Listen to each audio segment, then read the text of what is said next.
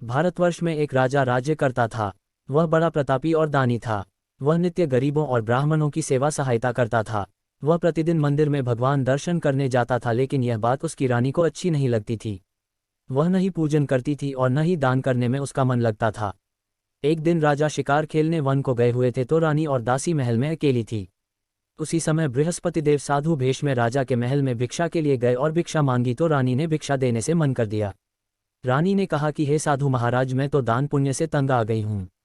इस कार्य के लिए मेरे पतिदेव ही बहुत है। अब आप ऐसी कृपा करें कि सारा धन नष्ट हो जाए तथा मैं आराम से रह सकूं।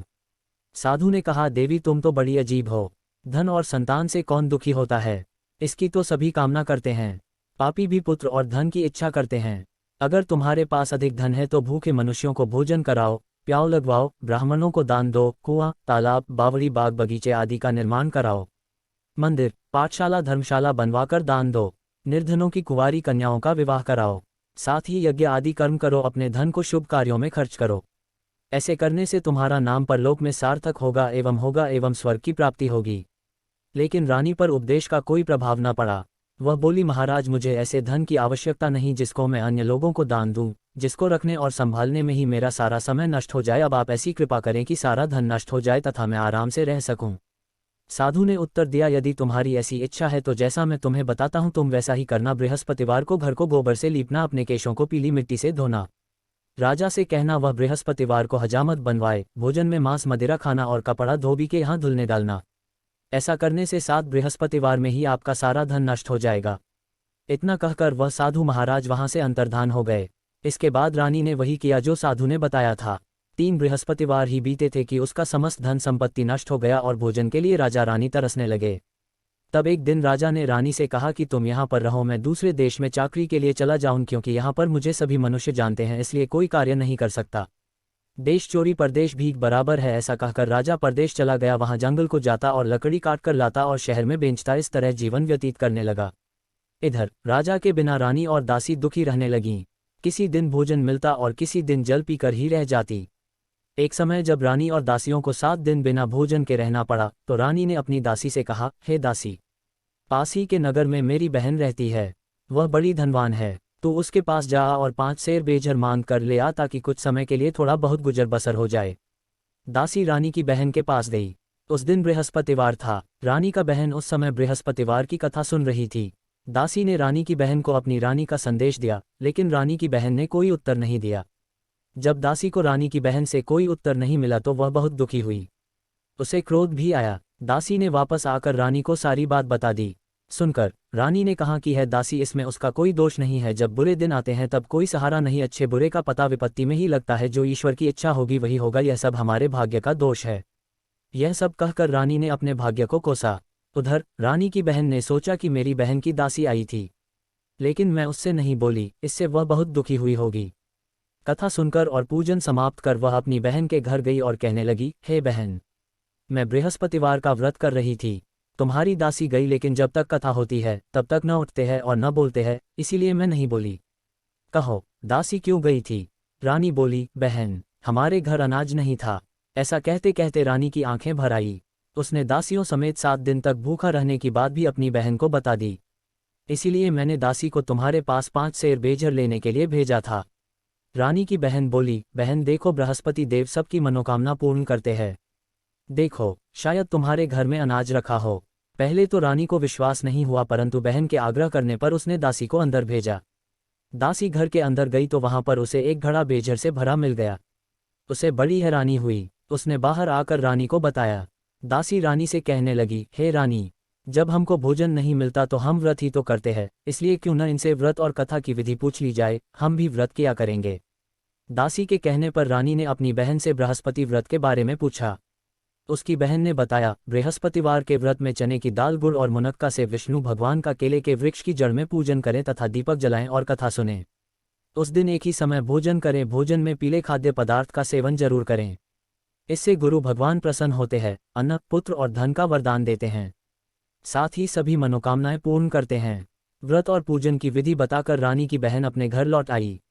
रानी और दासी दोनों ने निश्चय किया कि बृहस्पति देव भगवान का पूजन जरूर करेंगे। 7 रोज बाद जब बृहस्पतिवार आया तो उन्होंने व्रत रखा। गुड़साल में जाकर चना और गुड़ बीन लाई तथा उसकी दाल से केले की जड़ तथा विष्णु भगवान का पूजन किया। अब पीला भोजन कहाँ से आए? दोनों बड़ी दुखी हुई, परंतु उन्होंने व्रत किया था इसलिए बृहस्पतिदेव भगवान प्रसन्न थे। एक साधारण व्यक्ति के रूप में वे 2 थालों में पीला भोजन लेकर आए और दासी को देकर बोले, हे दासी, यह भोजन तुम्हारे और तुम्हारी रानी के लिए है, इसे तुम दोनों ग्रहण करना। दासी भोजन पाकर बहुत प्रसन्न हुई। उसने रानी से कहा, चलो रानी जी भोजन कर लो, परंतु रानी को भोजन आने के बारे में कुछ भी नहीं पता था, इसलिए उसने कहा कि जा तू ही भोजन कर, क्योंकि तू व्यर्थ में हमारी हंसी उड़ाती है।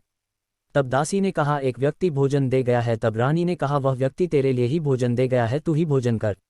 तब दासी ने कहा, वह व्यक्ति हम दोनों के लिए 2 थालों में सुंदर पीला भोजन दे गया है, इसलिए मैं और आप दोनों ही साथ साथ भोजन करेंगे। यह सुनकर रानी बहुत प्रसन्न हुई और दोनों ने गुरु भगवान को नमस्कार कर भोजन किया। उसके बाद से वे प्रत्येक बृहस्पतिवार को गुरु भगवान का व्रत और पूजन करने लगी। बृहस्पति भगवान की कृपा से उनके पास धन हो गया, लेकिन रानी फिर पहले की तरह आलस्य करने लगी। तब दासी बोली, देखो रानी, तुम पहले भी इस प्रकार आलस्य करती थी, तुम्हें धन के रखने में कष्ट होता था, इस कारण सभी धन नष्ट हो गया। अब गुरु भगवान की कृपा से धन मिला है तो फिर तुम्हें आलस्य होता है।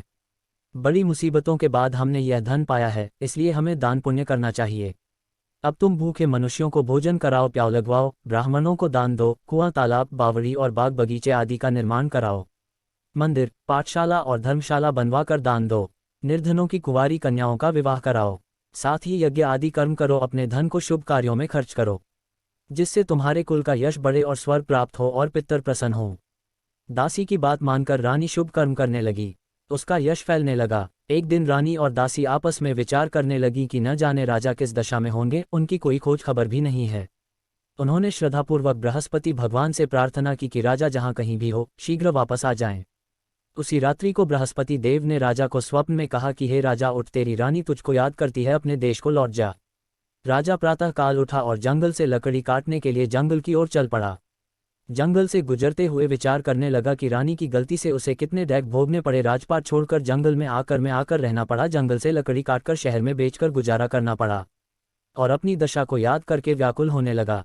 उसी समय राजा के पास बृहस्पति देव साधु के वेश में आकर बोले, हे लकड़हारे, तुम इस सुनसान जंगल में किस चिंता में बैठे हो, मुझे बतलाओ। यह सुन राजा के नेत्रों में जल भर आया। साधु की वंदना कर राजा ने अपनी संपूर्ण कहानी सुना दी। महात्मा दयालु होते हैं। वे राजा से बोले, हे राजा, तुम्हारी पत्नी ने बृहस्पति देव के प्रति अपराध किया था, जिसके कारण तुम्हारी यह दशा हुई। अब तुम चिंता मत करो, भगवान तुम्हें पहले से अधिक धन देंगे।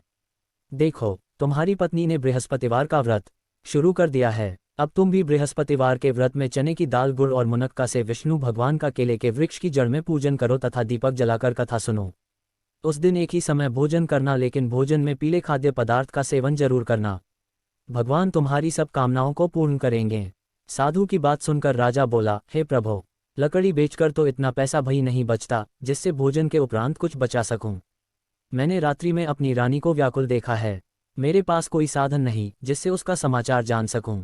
फिर मैं कौन सी कहानी कहूं, यह भी मुझको मालूम नहीं है। साधु ने कहा, हे राजा, मन में बृहस्पति भगवान के पूजन व्रत का निश्चय करो, वे स्वयं तुम्हारे लिए कोई राह बना देंगे। बृहस्पतिवार के दिन तुम रोजाना की तरह लकड़ियां लेकर शहर में जाना।